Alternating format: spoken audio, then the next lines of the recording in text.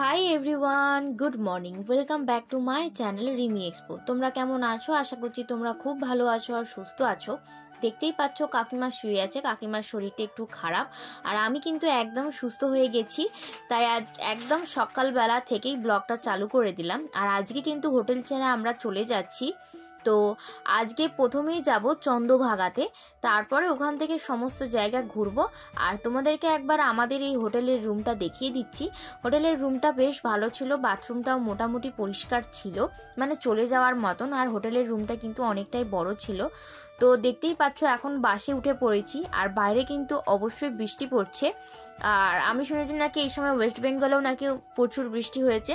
আর এখানে কিন্তু পুরীতে কিন্তু খুব যে একটা বৃষ্টি হয়েছে তা না, ওই ঝিরঝির করে বৃষ্টিটা হচ্ছিল, বেশ একটু ঠান্ডা ঠান্ডা ছিল ব্যাস। তো চলে এসেছি আমরা পুরীর বাস স্ট্যান্ডে। এইখানে সমস্ত ট্যুরিস্ট বাসগুলো এখানে এসে দাঁড়ায়, তারপরে এখান থেকে যারা পুরী যায় একদম ছোট মিনি বাসে করে নিয়ে যায় আর কি। এই বাস স্ট্যান্ডটা কিন্তু অনেক বড় এরিয়া নিয়ে, এখানে কিন্তু বাথরুম আর সব কিছু আছে, ওয়াশরুম বাথরুম সব কিছু আছে। আর আজকে সকালবেলা কিন্তু আমরা এখানেই সকালবেলা টিফিনটা কিন্তু এখানেই সেরে নেবো। তো দেখতেই পাচ্ছ ভাই এখানে সার্ভ করে দিচ্ছে, চাউমিন আছে। তো আজকে টিফিনে চাউমিন আর স্যালাড। তো সবাই এখানে মানে বাস স্ট্যান্ডে খেয়ে আর কি আমরা বাসেতে উঠে পড়বো।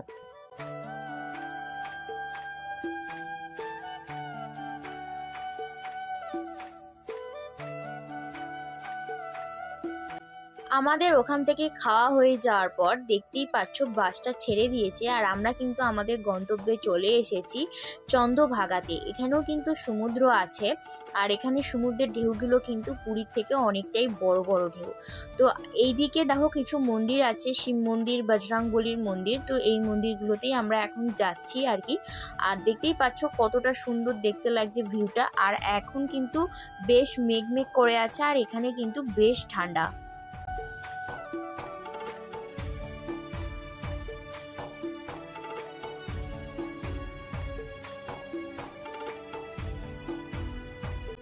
তো চলে এসেছি বজরংবলীর মন্দিরে। দেখতেই পাচ্ছ বজরংবলী, আমি কিন্তু ভেতরে উঠিনি যেহেতু আমাদের ওষুধ ছিল তার জন্য। তো চলো এবার একটু সমুদ্রের ধারে চলে এসেছি, ঢেউগুলো দেখতেই পাচ্ছ কত সুন্দর। আর এখানে কিন্তু বিশাল ঠান্ডা, সত্যি কথা বলতে পুরীতে এক বিন্দুও কিন্তু ঠান্ডা ছিল না, বাট এই চন্দ্রভাগাতে এত পরিমাণে ঠান্ডা, বাস থেকে নামতে না পুরো কাঁপিয়ে দিচ্ছিল। তো এখান থেকে দেখা হয়ে যাওয়ার পর আমরা এবার চলে যাব কোনারকের সূর্য মন্দিরে। তো এখানেই হবে আমাদের লাঞ্চ, মানে এখানে কাকা রান্না করছে ওইদিকে। আর আমরা এখন ঘুরতে চলে এসেছি কোনারকের সূর্য মন্দিরে। এখানে দেখতেই পাচ্ছ কত সুন্দর চারিদিকে ফুলের গাছ লাগানো, গাঁদা ফুল, হলুদ গাঁদা, কমলা গাঁদা, আরও অনেক ধরনের। আর এই জায়গাটা মনে হচ্ছে, আমার পার্সোনালি মনে হচ্ছে যেন সুইমিং পুল পরে করবে হয়তো, তার জন্য এইরকম আর কি। তো চলো সামনের দিকে এগোনো যাক। জায়গাটা কিন্তু খুবই ভালো, আমি প্রথমবার যেহেতু এসছি আমার কিন্তু বিশাল ভালো লাগছে।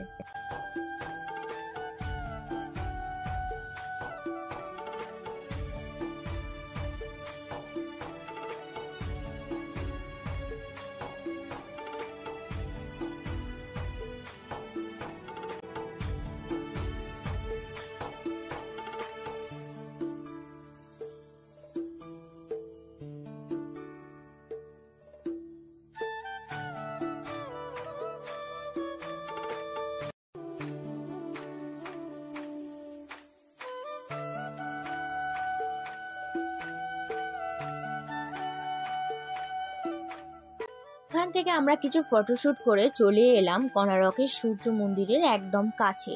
তো এখানে নাকি 50 টাকা করে ভাড়া, মানে 50 টাকা করে এন্ট্রি ফি। তো ভেতরে যেহেতু মানে কোনো মন্দির আরে নেই, মানে কোনো ঠাকুর আরে নেই, শুধু একটা ভাঙা মন্দির, মানে শুধু চারিদিকে শুধু কারুকার্য করা, সেইগুলোই দেখা।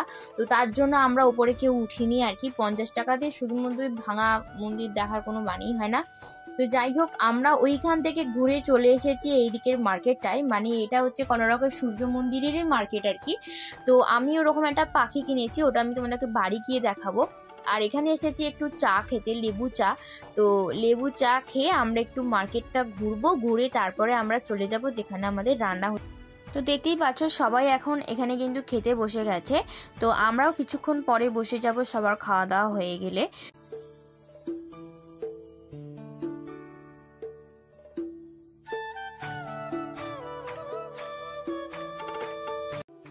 তো দেখতেই পাচ্ছ যারা এখানে আমাদের রান্না হচ্ছিল, আর যারা কিন্তু সূর্য মন্দিরে এরকম ট্যুরিস্ট নিয়ে আসে তারা কিন্তু এইখানে থাকে। মানে এটা একটা ট্যুরিস্ট স্পটেরই মতন। দেখতেই পাচ্ছ এখানে দুটো বাস, একটা আমাদের আর একটা অন্য ট্যুরিস্ট স্পটদের আর কি বাস। তো এখানে দেখতেই পাচ্ছ বাসটা এখন ধুচ্ছে আর কি। তো আমরাও খেতে বসে গেছি, ভাত, ডাল, তারপরে পটল আলুর তরকারি, মাছের ঝাল, টমেটোর চাটনি আর পাঁপড়। আজকের মেনুতে এইটাই ছিল। তো ওখান থেকে খাওয়া দাওয়া হয়ে যাওয়ার পর কিন্তু বাস ছেড়ে দিয়েছিল, আর আমরা বাসে আস্তে আস্তে কিন্তু ঘুমাচ্ছিলাম। আর আজকে যেহেতু 22 তারিখ, তার জন্য আজকে কিন্তু রাম মন্দিরের প্রতিষ্ঠা দিবস। তো সবাই দেখতে পাচ্ছ কি সুন্দর রামের পতাকা নিয়ে যাচ্ছে। তো এরপর আমরাও আজকে কিন্তু প্রদীপ জ্বালাতে হয়, মোমবাতি এইসব জ্বালাতে হয়, আমিও জ্বালাবো আর কি, নিয়ে এসেছি। আর এখন কিন্তু আমরা প্রথমে চলে এসেছি ভুবনেশ্বর।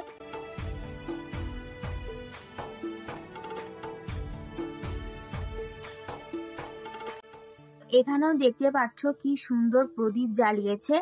আর ওদের ভাষা এখানে হয়তো উর্দু ভাষা নাকি বা উড়িষ্যা ভাষা হয়তো হবে। তো সেই ভাষাতে রামলালা লিখেওছে। আর দেখতেই পাচ্ছ এখানে মন্দিরটা কতটা সুন্দর। আমরা কিন্তু ভেতরে যাইনি, আর ভেতরে কিন্তু ফোন আরে কোনো কিছু অ্যালাউ না।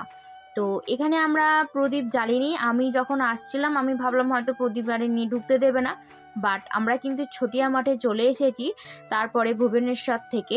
তো ছটিয়া মাঠে কিন্তু আমরা প্রদীপ, মোমবাতি, ধূপ সব কিছুই জ্বালিয়েছি। তো আজকের রাতের খাবারটা কিন্তু আমরা এখানেই খাবো। অলরেডি কাকা কিন্তু রান্না করতে শুরু করে দিয়েছে। আমরা এখান থেকে ঠিক 10:30টার মধ্যে খেয়ে দিয়ে একদম কিন্তু বাসে উঠে পড়বো। বাস কিন্তু ছেড়ে দেবে। আর বাস কিন্তু সকালবেলা কোথায় নিয়ে যায় সেটা কিন্তু আমি পরের ব্লগে বলবো।